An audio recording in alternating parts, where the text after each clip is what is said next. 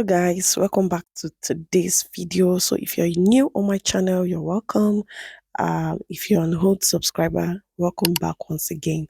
So in today's video, I'm going to be showing you guys how I moisturize my mini braids. And by the way guys, this is week 7 of the mini braid challenge. So week 7 in total, and I did show you guys in my previous video how I rebraided my braids. So I've rebraided once, and I did that in the 5th week, and this is week 7 currently. I'm also going to be sharing with you guys the kinds of product that you need. There are specific kinds of product that you need to be putting on your hair at this time, and there are products which you should completely stay away from. That is my green tea spray, and if I don't have that, I usually use water. And then I have my leave-in conditioner, which is the Mega Growth Break Free leave-in strengthener. And then I have my oil, that is my castor oil and coconut oil mixed together with some peppermint oil as well.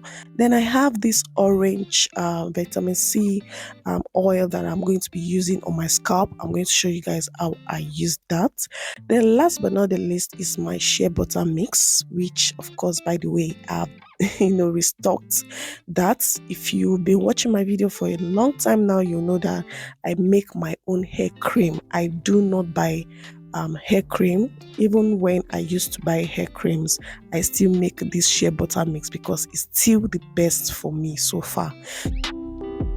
Before I talk about the products that you should not be using on your protective style in order for you to see hair growth, I'm going to be showing you guys how I moisturize my hair. So it is very important because it is what you do to your hair during that protective hairstyle that will determine how far you go in your length retention. So a lot of people just put on protective styles and they just abandon the hair. Mind you, we are working with low manipulative hairstyle. So you put in a long-term protective hairstyle so that you don't manipulate your hair by making your hair every now and then, parting, combing, detangling, and all those things that hates to breakage. So that is why we have something like this: mini braids, twists, cornrows, so that your hair can be in place for at least a while. So but there is still the part of maintenance, and if you are not doing this aspect, then it's as good as you not doing anything at all. So I layer my product in such a way that it will give me this form of protection. So I did go in with my tea spray at first, then I now work that in, because it's not enough to just put product on your hair. Make sure you're working it in. You see me squeezing this into my hair so that I can get into the cause of my hair's cuticle. So I do that, and then the next thing I go in with is my leave-in conditioner. So you can skip this aspect if you don't find leave-in conditioners good for you, but I like to use leave-in conditioners because so far I've been using leave-in conditioners. It has been working for me. Then after that, I now go ahead with my oil. This oil is now meant to seal in that leave-in conditioner that I've put in my hair, because the method I'm using is the LOC method, that is liquid and or leave-in conditioner, which I did both. Then my oil follow, and then my cream, which is my shea butter mix, and that is what I use after applying the oil. I use the shea butter mix because it's thick, so it helps me to finally seal everything in. So that is the highest barrier, I would say, that I have to apply to my hair in order to give it the best protection that it needs. And mind you, there are other methods of doing this. There's the LCO, there's the LO, or just the LC. Whichever methods that you found that is good for you, that your hair receives protection, your hair receives strength, your hair is well moisturized, please stick to it. I'm not telling you to do my own method. I'm only saying that you have to have a moisturizing routine. And if you found one that really you're sure it works for you, keep doing it. So I remoisturize and do this process at least every 4 days, 3 to 4 days.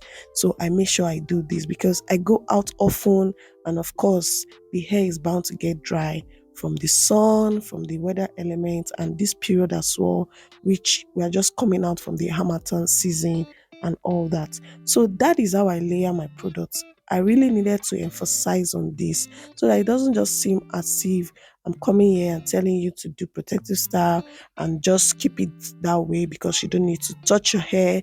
Mind you, this is not manipulation because the hair is not loose, it is in braids. So I'm not manipulating, I'm only infusing hydration and moisture into my hair. So as you can see, my hair is well moisturized. I repeat the same thing on the other side, the same exact process. So as to what not to use in your hair, I try as much as possible to avoid using gels, heavy products on my hairstyle. So some people it works for them, but using gels I find it very drying, and I don't want to have anything that would dry out my hair. I want to have something that will moisturize my hair and keep it hydrated for a long period of time. So this is what I do, and I don't use gel on my hair. Most people use gels to make their patterns smooth, straight, and their braids as well. But I've tried doing that once, but I didn't like the outcome, so I completely stay away from anything called gel. If I must use anything called gel, then it would be maybe like a flaxseed gel or something like that, something natural, something organic. But any store-bought gel, I stay away from that. I also go in with the vitamin C oil to massage my scalp. So I've not been using this. This is my first time, and I didn't buy this just to use on my hair. Trust me, this is meant for my skin, and it was a gift actually. So but I decided to use it on my hair after doing some findings on vitamin C, how it helps the scalp. And I'm not using it on my hair, I'm using it on my scalp. According to what I've read, it helps to loosen up dead skin cells from your scalp. So I decided to use it to do my massaging routine this time around. So that is why you see me doing it, because after moisturizing my hair, I always do scalp massages. That helps me with blood flow, stimulates my hair follicles, and help increase the rate at which my hair grows. So one thing you should always make sure to do is to make sure to use products that work for you. So some people might not like to use butters to seal in their moisture. They might just like to use oils, thicker oils like castor oil, and just seal in the moisture. Me sharing my process with you does not mean that I'm asking you to do the same exact thing that I'm doing. I always say this: study your hair, know what is right for your hair, know what your hair is comfortable with, and then do it. Don't do exactly what I'm doing if it doesn't work for you.